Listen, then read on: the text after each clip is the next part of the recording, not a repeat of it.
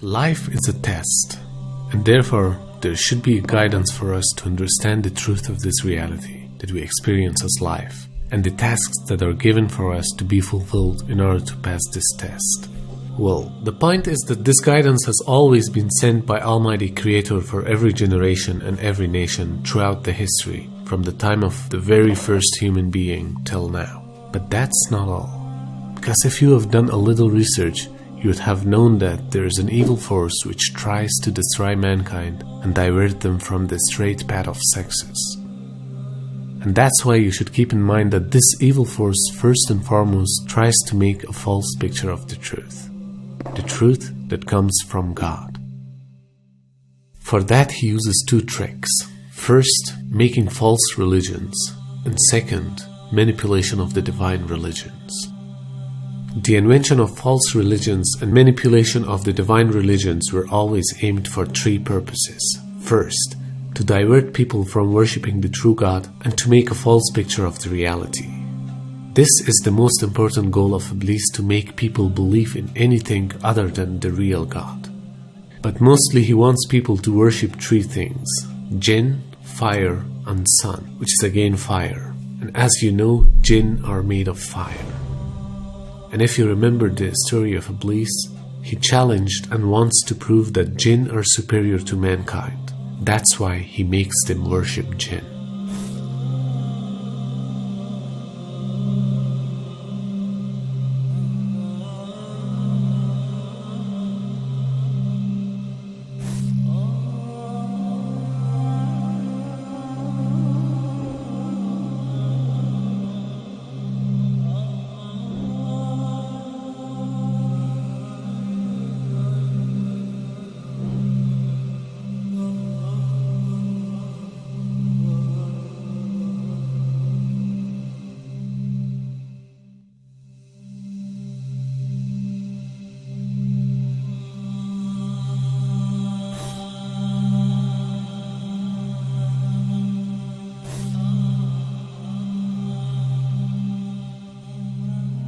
Second, to use the religions for gaining power and ruling over the society. From the very past, religions were the most powerful tool for kingdoms to rule over the nations. Third, to delude people and earn vows and gifts from them in order to fulfill their own desires. So as mentioned before, the true guidance was always sent down by the Creator to people from time to time, and people kept changing the revelations exactly for the same three reasons. But every time that people changed the revelation, God sent them an updated version so that the true message of monotheism remains for guidance of people.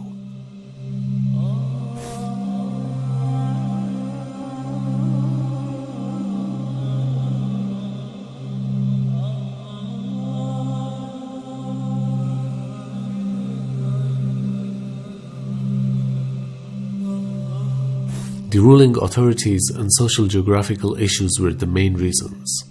When the people were being invited to Christianity, the first rejection came from Jewish people by denying Isa alayhi salam as the true messenger of God.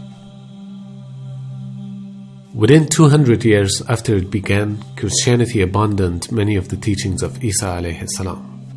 Influenced by Greek and Roman paganism, Zoroastrianism, and beliefs that go back as far as the time of Nimrod, Christianity turned away from most of its Hebraic foundation. Christmas and other holidays like Easter and Halloween were adopted in favor of original Hebraic days of worship it was honored.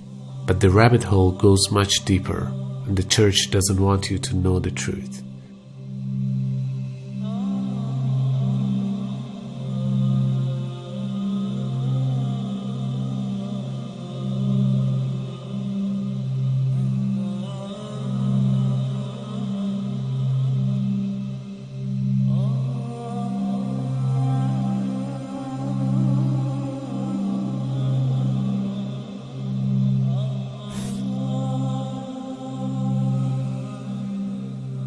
And you start to see changes going on from the early part of the Christian era in Southern Europe, where the major ceremonies held by the nature worshipping people are combined with Christian names and Christian ceremonies, and therefore what comes forth to us is a mixture with the two streams coming together, where you get a monotheistic name or a monotheistic character with a pagan ceremony. And so the mixture of this together is what is giving us the present day holidays that we see. In the story coming in the Quran, in chapter 19, in verses 24 to 25, and we see the mention of the story of Mary, that Maryam, may Allah be pleased with her, was a virgin, and she had dedicated her life to the worship of one God, prayer and fasting. And by the power of Allah, that the Creator breathed His Spirit into her, and He said, be and it is, she conceived Jesus, Isa alayhi salam, without a father, without a man. That is the belief of Islam. When she felt the pain of the pregnancy, the angel came to her and told her to go outside of the city. She went outside of the city to a remote area, and there she found a palm tree, and she found water. And it was speaking about a type of rutub, or a type of dates. It's at the height of the heat that the dates become ripe. And so it's at that time that she gave birth to Isa alayhi salam. Even in the Christian traditions, they have the belief that the shepherds were tending their flocks outside. And in Palestine, you cannot keep your flocks outside in the wintertime in the evening. You bring them in because it's cool at night. And so it was the warm weather. It was also the time of the taxes in the north. So from different points of view, we understand that Isa alayhi salam was not born during the winter season. He was born in the warm weather. So who was it that was born in the winter season? Who is that character now? Long before Christianity, December 25th was a time dedicated to the sun.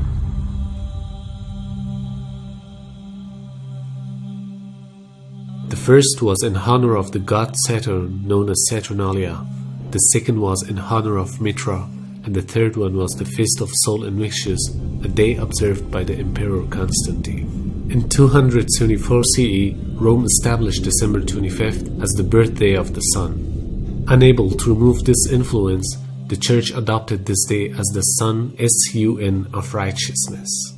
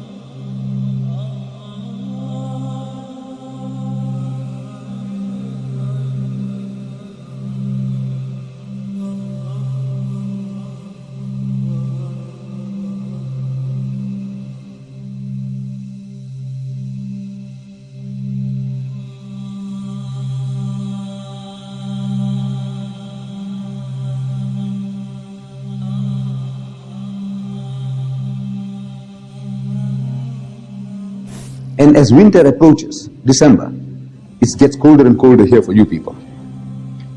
And as December 20th, 21st, 22nd, 23rd, the primitive man, he could sense day by day, they can see the sun in the distance. Far away, it's going east to west, further and further away, and it's getting colder and colder. So they personify that the devil is eating up the sun. So they start beating drums and start offering prayers that the sun may not be swallowed up, because if it gets swallowed up, they'll be finished for good. 24th of December, the equinox, and now you see the 25th. Those primitive people in the northern hemisphere, they could sense the variation in temperature day by day. 25th, they can see the sun coming back into its own. In other words, the sun has now come out supreme. It has not been, the devil didn't swallow up the sun. It's coming back. So that is the date of the birth of the sun god. Sun god, the sun has come back into its own. They celebrated Christmas.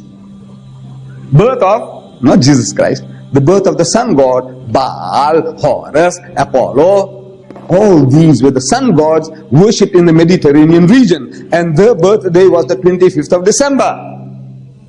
So when the people became Christianized under Constantine, they accepted that birthday of the sun as the birth of the Son of God, in inverted commas. So it is not the birthday of Jesus.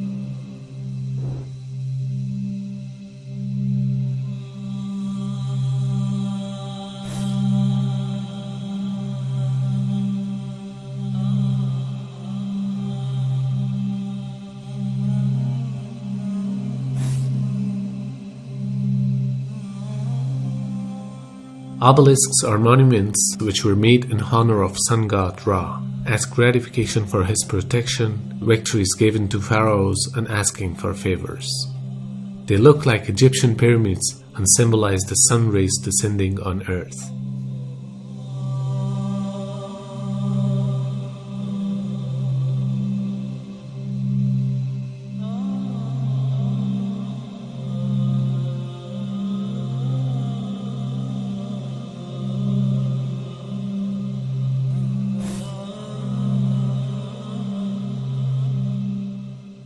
As a matter of fact, Trinity is a pagan concept that has been developed in Christianity over the centuries, by which the Christians claim that God manifests as three persons: the Father, the Son, and the Holy Spirit. So let's compare the idea with the ancient pagan religions. The Babylonian worshipped the trinity of Nana, Shamash, and Ishtar. The ancient Egyptian had the trinity of Amun, Ra, and Ta. Hinduism believed in Trinity doctrine, in which the supreme deity Brahma appeared in three forms: Brahma, Vishnu, and Shiva.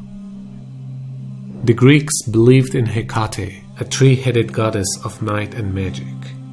The tribes of northwestern Europe worshipped a group of three female deities known as Matrone, meaning matrons. The Persians believed in triad of Ahura Mazda, Mitra, and Anahita.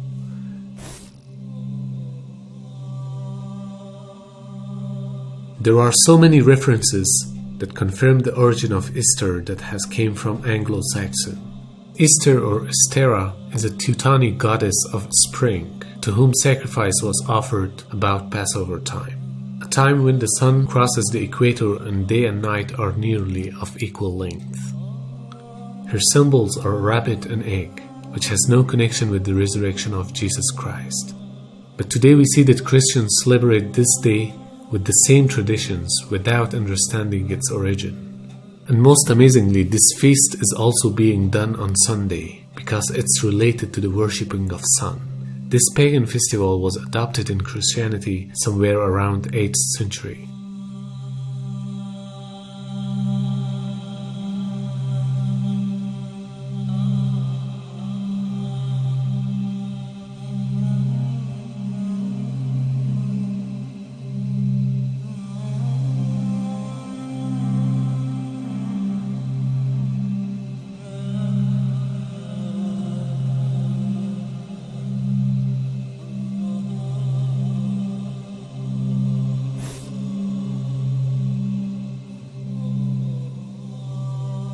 In fact, Ankh was used as a symbol of resurrection at the time of pharaohs, same as cross, which is known as the symbol of resurrection for Christians.